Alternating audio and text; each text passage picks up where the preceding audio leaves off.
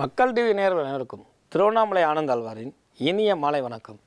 இன்றைய ஆன்மீகம் அறிவோம் நிகழ்ச்சியில் கால பைரவர் தேய்பிறை அஷ்டமி இது ரெண்டுக்கும் என்ன வித்தியாசம், இதற்கும் ஆன்மீகத்துக்கும் என்ன தொடர்புன்னு பார்ப்போம்.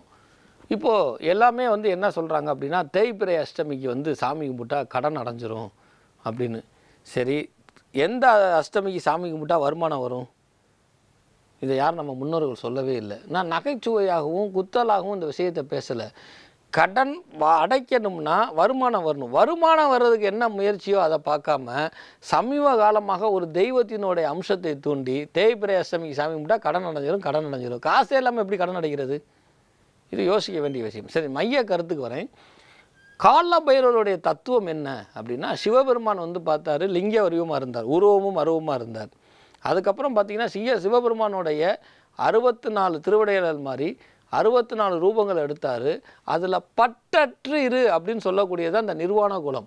இன்றைக்கி கூட கோயிலில் எல்லா கோயிலையும் நிர்மாலய சேவைன்னு பேர். நிர்மாலயம்னா ஒன்றும் இல்லாமல் அர்த்தம். திருப்பதி ஏழுமலையான போய் காலையில் சேவைங்க. எடுத்த பிறகு பார்த்தீங்கன்னா சுப்ரவாதம் நடக்கும். 2:45 மணிக்கு இப்போ நடக்குது. பெருமாள் இப்போ ஃபாஸ்ட்டாக இருக்கிறார். 4 மணிலேருந்து 2:45 போயிடுச்சு. அதுக்கப்புறம் பார்த்தீங்கன்னா தோமாலை சேவைன்னு நடக்கும். இந்த தோமாலை சேவைனா 2 பக்கமும் ஆச்சாரியர்கள் பாடப்பட அவருக்கு அணிகலன்கள்லாம் அனுப்பாங்க. இது இருந்துக்கு முன்னாடி நிர்மாலய சேவைன்னு உண்டு. பெருமாள் வெறும் வேட்டியோடு மட்டும்தான் இருப்பார். தோமாலை சேவை பண்ண தான் அவங்களுக்கு சர்மாங்க. எதுலேயுமே பற்றற்று இல்லாமல் இருக்கணும் அப்படிங்கிறதுக்கு தான் அந்த நிர்மாலய சேவைங்கிறது. அந்த மாதிரி கால பைரவர் என்ன சொல்கிறாருன்னா, பற்றற்ற நிலையில் இருந்தால் கஷ்டங்கள் இருக்காது, இறைவனை அடையலாங்கிறதுக்காக தான் தன் உடம்பில் அணிகலன்கள் கூட இல்லாமல் இருக்காது. அப்படி பற்றற்ற நிலையில் இருந்தால் கூட நன்றி விசுவாசத்தோடு இருக்கணும் அப்படிங்கிற உணர்த்துவதற்காக தான் நம்மளின்னு சொல்லக்கூடிய நாய் வாகனத்தை வச்சுருந்தது. ஏன் நாய் நன்றியுள்ள விலங்குங்கிறத ஏன் உணர்த்துறாரு அப்படின்னா, எல்லாத்துலேயும் பற்றற்று இரு. சரி, காசு வேணாம், பணம் வேணாம், ஊர் வேணாம், உலகம் வேணாம், மனைவி வேணாம், பிள்ளைகள் வேணாம், எதுவுமே வேணாம், ஆனால் நன்றியோடு இருக்கணுங்கிறக்காக தான் கால பைரவர் இருந்தது. சரி, இது எல்லாம் இருந்தால் மட்டும் பத்தாது. பிச்சைன்னு எடுக்கக்கூடிய அந்த பாத்திரம் திருவோடுன்னு பேர். அது ஒரு காய், அது உருவாகி அந்த காயிலிருந்து வரக்கூடிய, இப்போ சமீபத்தில் பிளாக்கில் வரக்கூடிய ஓடு அல்ல அது. இந்த திருவோட்டில் யார்கிட்ட வாசகம் கேட்குறாரு, நீங்கள் செய்த பாவத்தை கொடுங்கடா, நான் ஒன்றும் இல்லைன்னு ஆக்கிக்கிறேங்கிறதுக்காக இன்றைக்கி கூட நிறையா திருவிழா காலங்களில் பிச்சாண்டவர்னு சொல்லுவாங்க. காலபைரவரோட இன்னொரு சுரூபம் தான் பிச்சாண்டவர். கடவுள் மனித பாவத்தை அதில் காசு போட்டு எடுத்துக்கொள்கிறார். இப்பேற்பட்ட இந்த காலபைரவர், இந்த நாய் வாகனத்தில் இருக்கக்கூடிய இந்த காலபைரவர் தேய்பிறை அஷ்டமிக்கு கும்பிடுவது தவறு ஒன்றும் அல்ல. வளர்பிறை தேய்பிறை எல்லாம் இறைவனால் ஏற்படுத்தப்பட்டது. ஆனால் மிகையாக தேய்பிறை அஷ்டமிக்கு நான் கடவுளை வணங்கினால் எனக்கு கடன் நிவர்த்தி ஆகும், சந்தோஷம் நிவர்த்தி ஆகட்டும். கடன் வருவாய்க்கு எந்த அஷ்டமியை கும்பிடணும்னு சொல்லணும் இல்லையா? அதனால் இது எப்படி ஏற்பட்டுச்சு, யாருனால ஏற்பட்டுச்சுன்னு தெரியாமல் இது ஒரு தவறான விஷயங்கிற திருத்தி, கடவுள் கடன் அடைப்பதற்கு மட்டும் இல்லை, வாழ்க்கை கடனை தீர்ப்பதற்காகவும் நம்ம என்ன பிறக்கணும், எப்படி வாழணும், எப்படி இருக்கணும் அப்படின்னு நிர்ணயிக்கப்படுவது கடவுள். இதில் யாருக்கும் எந்த சந்தேகமும் இல்லை. ஆனால் அதற்கப்புறம் ஒரு ஆப்ஷன்ஸ் கொடுக்குறார். நீ எப்படி இருப்ப, நீ எந்த மாதிரி இருப்பேங்கிறதுக்காக முன்னோர்களுடைய அனுகிரகம். அதனால தான் பெற்றவங்க காலில் விடு, அவங்கள திட்டாதுன்னு சொல்கிறது. அவங்களுடைய ஆசீர்வாதத்தை பெற்று அவங்களோட அனுகிரகம். அடுத்த இன்னொரு ஆப்ஷன் என்ன வச்சான்னா, யார் வாயிலையும் உழுகாமல் இருந்தாலே முன்னேறிடலாம். அப்போ யார் வாயிலும் உழுகாமல் இருக்கணும்னா கோவப்படக்கூடாது, தேவையில்லாமல் செய்யக்கூடாது. அந்த அடுத்த ஆப்ஷனை நம்ம பூர்வீகமாக புரிஞ்சிக்காதனால தான் நம்ம வளர்பிறை தேய்பிறை அப்படிங்கிறலாம் நம்ம மனதை போட்டு குழப்பிக்கிறோம். தேய்பிறையில் காலப்பைரவை கும்புறதுல எந்த விதமான வருத்தமும் கிடையாது.